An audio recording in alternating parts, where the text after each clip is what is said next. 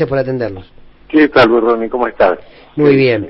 Bueno, a ver, esta mesa judicial de Mauricio Macri no termina de sorprender, pero creo que está a las claras que estamos frente a lo que fue un modus operandi, ¿no?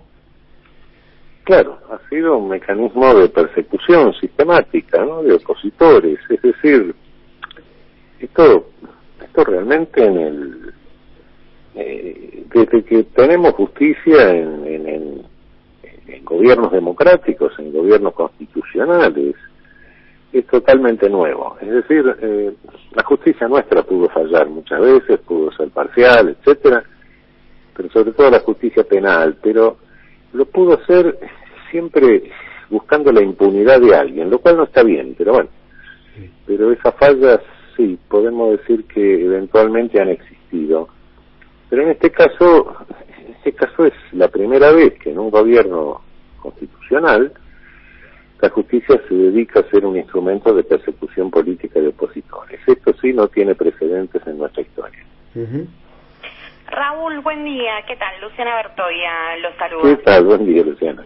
Le quería consultar, bueno, después de enterarnos de las visitas de camaristas como Mariano Borinsky, ¿qué puede pasar con las causas en las que intervinieron? Bueno, yo creo que son nulas. Hay que plantear la nulidad de esas causas. Me parece. Queda muy claro acá que, bueno, hay contactos con el Poder Ejecutivo, en forma sistemática, con coincidencia de fechas. Bueno, creo que no falta nada. Y con respecto que los planteos que tendrían que hacerse ante la Corte Suprema es la nulidad de todo lo actuado, ¿no? Nos encontramos en una situación más o menos análoga, no exactamente la misma, porque ya era una cuestión de incompetencia total, pero análoga a la del juez de Brasil, ¿no? ¿Y qué posibilidades hay entonces si se hiciera, digamos, cómo evalúa el panorama si este tema llega a la Corte Suprema? ¿Hay posibilidades de que efectivamente revisen o la Corte va a aparecer convalidando lo actuado durante el macrismo? Lo que hace esta Corte Suprema es imprevisible. Pero si la Corte no hace nada, bueno, queda embarrada en todo esto. Ahora, eso es una opción que tendrá la Corte, ahora es imprevisible, ¿no? Lo que vaya a hacer es una Corte en la cual no podemos prever qué conducta tiene, porque no es una Corte que responda a una definición ideológica, no, es una Corte que es imprevisible. Ahora, hemos hablado con algunos jueces y nos dicen, por ejemplo, en el caso de Borinsky, de Horno, pero Borinsky que iba a jugar al pádel, nos dice, bueno, no hay nada de malo en que una amistad, como en este caso de un juez con el presidente, se sostenga y fue a jugar al pádel nada más. No podemos meternos en la vida privada, lo importante es sostener la independencia de poder. Ese es el argumento de algunos sectores. ¿Están así? Sí, el problema, sí, no, naturalmente, que uno puede ser amigo de cualquiera, puede ir a jugar al pádel, puede ir a la fiesta de la nena de 15, a cumpleaños, a lo que sea. Sí. Todo eso está bien, en un contexto normal, claro, por supuesto. Cada ciudadano puede vincularse con otro ciudadano en la Constitución, nada se prohíbe. El problema es el contexto en que esto tiene lugar. Claro. Porque si al día siguiente de la que fue a jugar al pádel le firma una sentencia metiendo preso a un opositor y después vuelve a jugar al pádel y al otro día pasa lo mismo, bueno, el contexto es un poco diferente.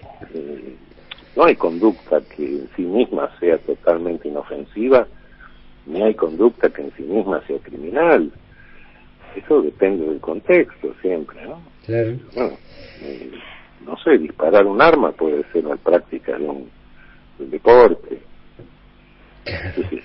Dedicarse a dibujar, clarísimo, a hacer origami, bueno, sí, pero si estoy haciendo origami mientras está muriendo mi mujer al lado. Claro, está muy bien, claro. Sin llamar al médico, bueno, claro, Claro. es una cosa distinta. Todo Raúl, es un contexto, ¿no? Claro. Raúl, una última pregunta. ¿Le parece que deben permanecer en la judicatura tanto Hornos como Borinsky? Y si le llama la atención el silencio de algunas organizaciones muy importantes de magistrados, ¿no? Bueno, eso, el silencio de organizaciones de magistrados, etcétera, bueno, en una cosa de estas, todos sabemos que hay intereses corporativos, hay amistades, hay todas esas cosas, ¿no? Pero bueno, veremos lo que hace el Consejo de la Magistratura, veremos cómo funcionan las instituciones. El escándalo ante la opinión pública ya está. Claro. El desprestigio cuidado, quiero insistir en algo en esto, ¿no? Tengamos cuidado. En el país creo que hay como 3.000 jueces. Esto es algo que está protagonizando, que ha protagonizado la justicia penal federal de la ciudad de Buenos Aires. Ojo, son muy pocos jueces. El resto de los jueces del país no tiene nada que ver con esto, ¿eh? Claro, claro, sí, no hay que Entonces, generalizar. no generalicemos como una categoría. Una última por mi parte. Pero habrá quienes se cierren con esto y dicen, bueno, qué sé yo. ¿Por dónde? A ver, la reforma judicial, claro está, tiene muchísima resistencia, el gobierno insiste. ¿Por dónde? Yo entiendo que debe ser integral, ¿no? El avance en esta reforma. Ahora, si hay un punto por donde uno podría decir, hay que empezar por acá, ¿cuál sería? Para mí, ampliar la Corte Suprema a 15 o 18 ministros. ¿Por qué 15 o 18 ministros? Porque la Corte Suprema nuestra cumple una función que se le ha atribuido ella, no se la concede la Constitución, pero a lo largo de años, muchos años, no es esta Corte, se ha atribuido la función de ser la última instancia de cualquier materia, de cualquier proceso de todo el país. Lo que se llama la arbitrariedad, ¿no? Revisa en última instancia cualquier sentencia de cualquier materia. Y no hay nadie que sepa todo el derecho. Y las 5 personas que están en la Corte, que bueno, son personas respetables, etcétera, bueno, cada uno tiene más o menos una especialidad, pero el día que juraron, ni a ellos ni a mí, que estuve 11 años, nos bajó el Espíritu Santo a darnos la ciencia infusa de todo el derecho. De modo que, por lo menos, creo que tenemos que tener una Corte dividida en salas, que quien firma la sentencia sea un especialista en la materia que está firmando. Claro. Bueno, independientemente de que las cuestiones que sí son competencia constitucional, que es la declaración de inconstitucionalidad de leyes, bueno, eso que firmen todos, porque para decidir una cosa de esas basta con saber derecho constitucional y tener los rudimentos de cualquier rama del derecho, no se tiran inconstitucionalidades a la marchanta porque son graves, es parar una ley aprobada por el Congreso, etcétera, ¿no? Para eso sí firman todos, pero para la cuestión de arbitrariedad, no, ahí se necesita, la gente dedica su vida a una rama del derecho, ¿no? Claro, claro. Raúl, una última pregunta de mi parte.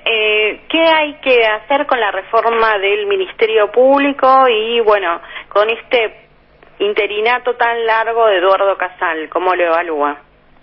Bueno, evalúo que esto es una anomalía de carácter institucional. Hay un procurador general que no está regularmente nombrado, no tiene el acuerdo del Senado, y bueno, y sin embargo está operando como procurador general.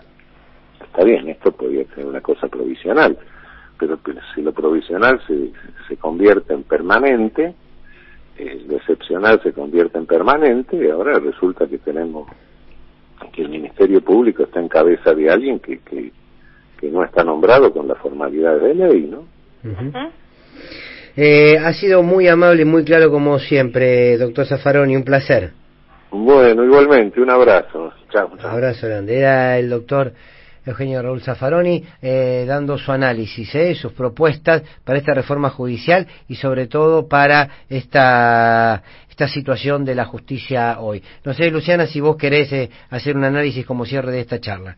Sí, muy importante me parecen las definiciones de Zaffaroni en torno a que el escándalo sobre la connivencia de los jueces con el macrismo está instalado en la opinión pública. Lo que falta ahora es ver cómo van a actuar las instituciones. Eso es lo que dice Zaffaroni. Hay que ver qué hace el Consejo de la Magistratura y hay que ver qué hace la Corte Suprema de Justicia, porque él plantea una suerte de analogía con el caso Moro con respecto a Lula. El problema es que la Corte puede quedar embarrada y dice es imprevisible, nadie sabe qué van a hacer los integrantes del máximo tribunal.